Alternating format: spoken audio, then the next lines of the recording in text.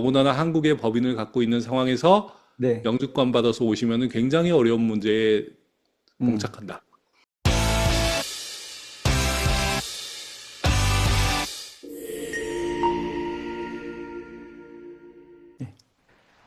여러분 안녕하십니까? 뉴스앤포스트의 홍성구 기자입니다. 저희가 지금 한미 에셋 프로와 함께 지금 시리즈로 한국에서 미국으로 이주하시면서 지금 자산을 옮기려고 하시는 분들을 위한 가이드 프로그램을 지금 연속으로 해드리고 있는데요.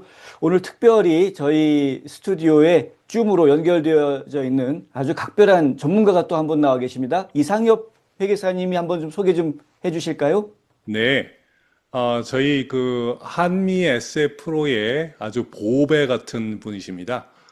최운정 회계사님, 영문으로는 여기 써 있는데 레지나 최 회계사님이라고 하지요. 레지나 회계사님은 미국 PwC에서부터 시작을 해서 한국에서 3일 PwC에서 17년 동안 국제조세과에서 일을 하셨고요. 그리고 캐나다에 가서 또 PwC에 들어가서 거기서도 또 일을 하셔가지고 오. 한국과 미국과 캐나다의 그 3개국에서 국제조세에 아주 뭐 전문성이 있으신 분이고요. 특히나 한국에서는 17년간 근무하면서 미국 회계사님인데도 불구하고 한국의 법인 그리고 국제조세 이런 부분에 대해서 아주 일가견이 있으세요. 정말로 모시기 힘든 분인데 저희가 한미 에셋 프로에서 같이 일하게 됐습니다. 반갑습니다. 네. 최은정 회계사님. 반갑습니다. 안녕하세요.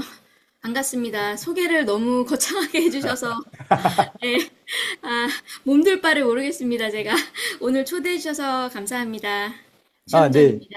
네. 예, 반갑습니다. 네. 최운정 회계사님, 국제조세법의 전문가 중에 전문가. 네, 저희는 이제 그 요번에 패널로 모시게 되는 분들이 진짜 실력파 분들을 저희가 모시게 돼서 너무나 감사하고요.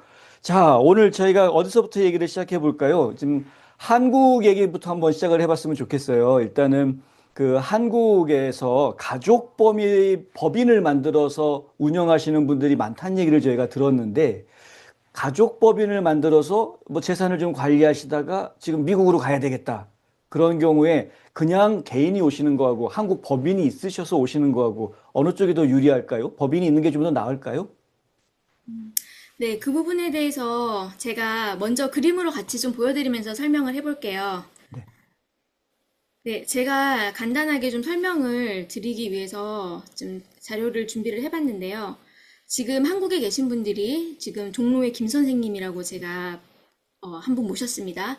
가족법인일 수도 있고 김 선생님이 가지고 계신 법인일 수도 있는데 한국에다가 법인을 만드셔서 가족법인일 수도 있고요. 그냥 개인 법인일 수도 있는데 그 멋진 건물을 하나 가지고 계시는 거예요. 음. 이게 한국 세법 입장에서 보면은 진짜 세무 효율적이고 정말 잘 운영을 하시는 구조가 맞습니다. 여기서는 지금 김 선생님도 한국 거주자시고 한국 분이시고 건물 자체도 한국 건물이고 법인도 한국에 설립한 게 아주 좋은 구조가 맞기는 맞아요. 근데 이분이 미국 영주권을 취득한다고 했을 때, 이 똑같은 구조인데, 김 선생님이 영주권을 취득하시는 순간 미국의 납세자가 되세요. 당연히 음. 미국에서 납세 의무가 발생을 하게 되니까 미국 세법에 이제 적용을 받으시게 되는 거고요. 미국 세법에 적용을 받으시게 되면 지금 김 선생님이 한국 법인을 50% 이상 가지고 있게 되면은 이 법인을 미국 입장에서는 미국 사람이 통제권을 가지고 있는 외국 법인으로 봅니다. 미국 법인이 통제권을 가지고 있는 외국 법인으로 봐서 그거를 Controlled Foreign Corporation, 저희가 흔히 CFC라고 불리는 이 회사가 그 정의 안에 들어가게 되는 거예요. 네. 그렇게 되면은 미국 입장에서는 한국 법인이 현재는 그냥 미국은 한국 법인에 대한 과세권이 전혀 없습니다. 원래는 외국 법인이기 때문에 외국 법인의 소득을 과세할 수는 없는데 이렇게 미국 사람이 통제권을 갖고 있는 외국 법인인 경우에는 이 주주를 통해서 해외에서 벌어들이는 소득을 미국에서 과세할 수 있도록 그런 제도를 도입을 하고 있어요. 음.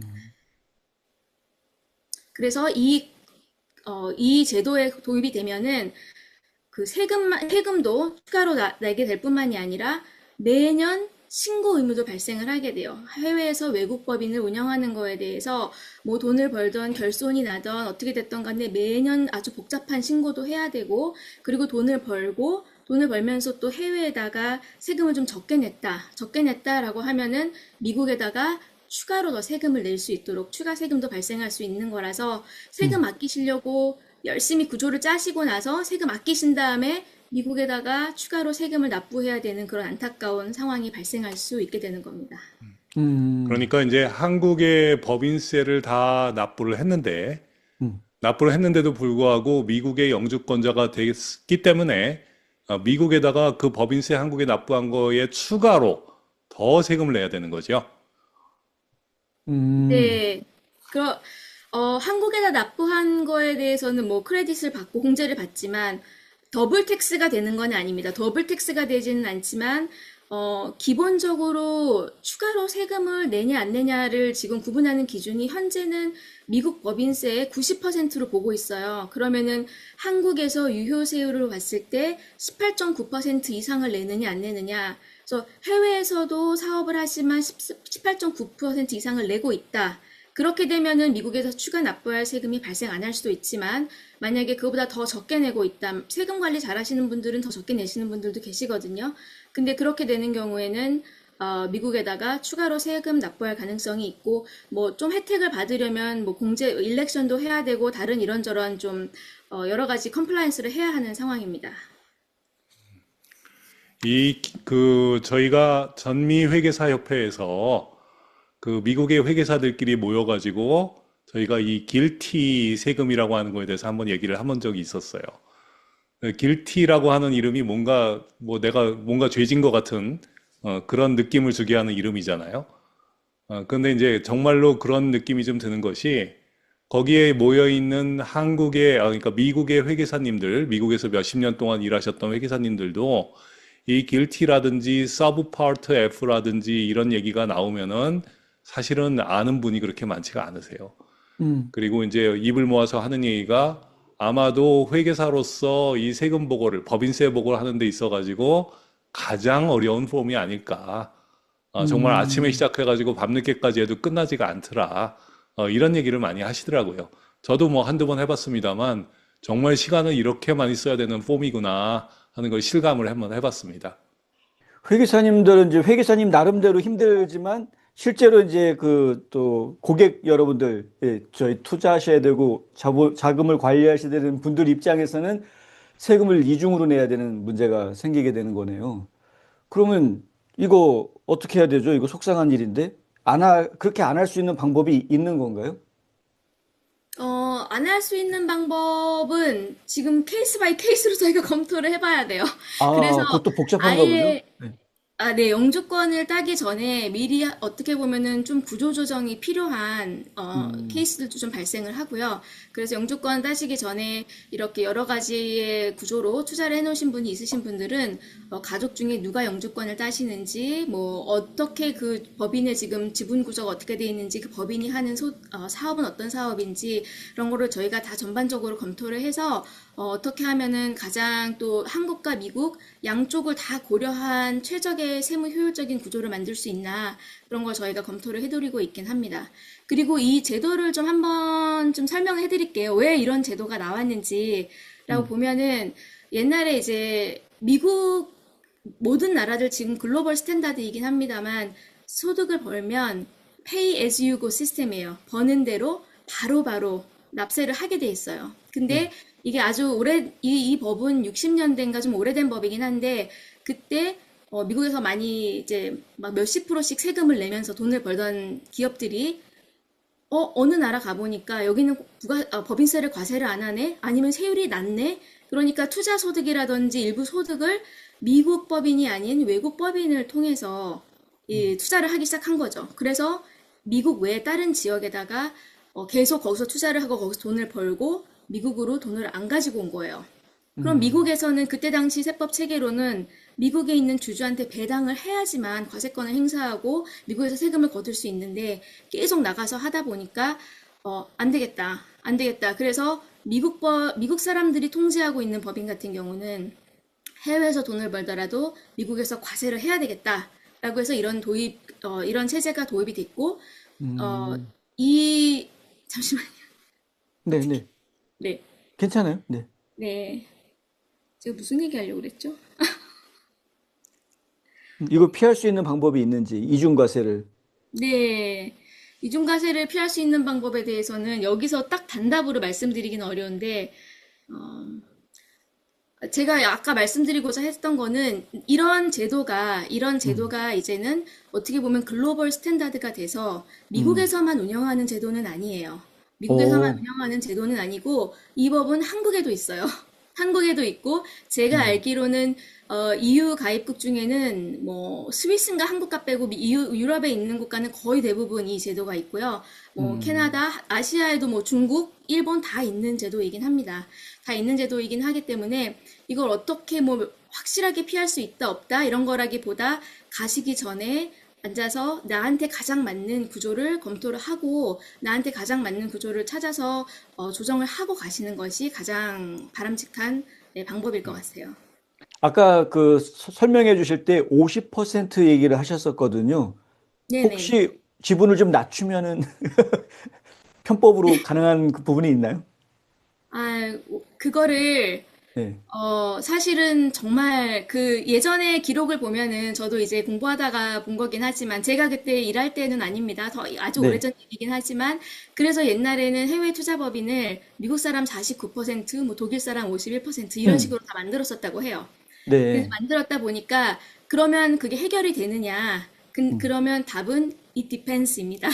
그게 아, 해결이 될 때가 있고 안 될 때가 있어요. 제가 이제 어, 다음 슬라이드를 보면서 소개를 해드릴게요. 네네, 아까 앞에 있던 그 CFC 그림 똑같이 가지고 온 거고요. 지금 네, 현재는 이제 한국 법인에 대해서 그 영주권을 따신 김 사장님께서 이제 50% 이상 가지고 계신 상황입니다. 근데 여기서 지분율을 조정을 했어요. 40% 아래로 지분율을 조정을 하면 첫 번째로 가장 중요한 거는 이 한국 법인이 어떤 사업을 하고 있는지가 가장 중요해요. 만약에 음, 이 한국 법인이 굉장히 일반적인 로컬 사업을 하고 있다. 거기서 뭐 식당을 한다든지 아니면 뭐 제조업, 뭐 판매업 이런 현지에서는 아주 그냥 정상적인 활동을 하고 있는 경우에는 50% 이하로 지분이 내려가면 이 과세 체계에서 어, 빠져나갈 수 있습니다. 더 이상 CFC로 불리지도 않고 뭐 또 다른 어떤 징벌적인 과세 체계의 대상이 되는 게 아니에요. 음, 그런데 만약에 이 법인이 한국에 있는 이 법인이 패시브 포린 인베스트먼트 컴퍼니라고 해서 저희가 패시브 인컴이라는 거는 한국에서 흔히 얘기하는 불로소득 같은 걸 얘기를 하는 거예요. 불로소득이라고 해서 이자, 배당, 뭐 부동산 임대료, 뭐 이런 수익들을 받는 소위 말해서 자산이 돈을 버는 그런 구조를 가지고 있는 회사다라고 하면은 50% 이하를 가지고 있는 경우에 더 강한 징벌적 과세 제도의 대상이 되도록 또 다른 세법을 개발을 해냈어요. 어, 헐이네요, 헐. 네. 네, 이렇게 되면은 허리고 네, 이러면은 뭐 그냥 아까 CFC 대상이 되는 경우에는 저희가 좀 성가신 매년 보고해야 되는 부분이 있고 세금을 좀 적게 낸 경우에 세율이 낮게 과세된 소득에 대해서 그 차이 금액을 미국에다 내는 정도 그 정도로 해서 세금을 좀 선과세하는 그 정도라고 보면은 이 PFIC이라는 요 제도에 걸리게 되면은 어, 아주 최고 세율로 과세가 되면서 최고 세율로 과세가 되면서 보유 기간 동안에 지연 이자까지 다 부과를 시키는 거의 징벌적 과세 제도가 돼서 원래 배보다 배꼽이 더 커지는 그런 어마무시한 상황이 발생할 수 있습니다.